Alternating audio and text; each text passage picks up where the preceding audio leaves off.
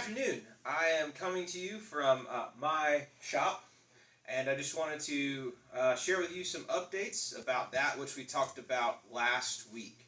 Last week we talked about life-giving activities, things that remind us something about God, things that connect us closer to God, and things that are meaningful for us, and things that are worshipful in the midst of not being able to worship at the church.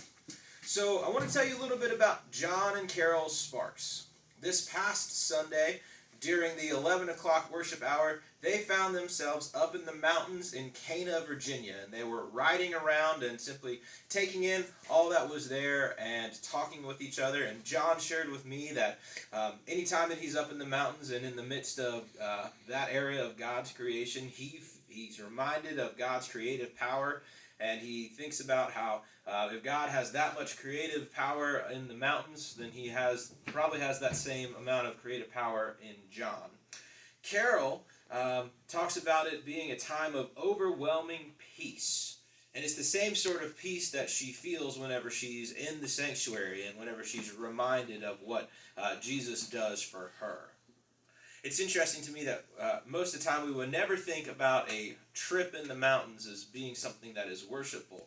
But with just a little bit of intention and a little bit of focused thoughts, it really can be something that's meaningful.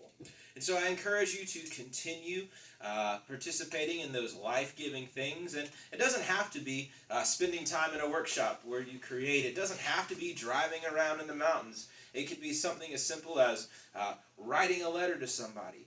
Or if you have just a busy, crazy schedule, taking that hour on Sunday to simply sit and be still, to tune everything out, and to spend time just in contemplation about God and your life and in relation to Him.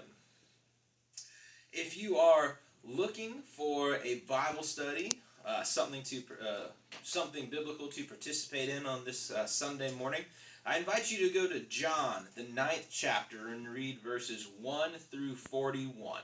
And think about these questions as you read. Is there anything similar to where we are right now in relation to the story? Is there anything that is blinding us right now in the same way that the Pharisees were blinded in the story?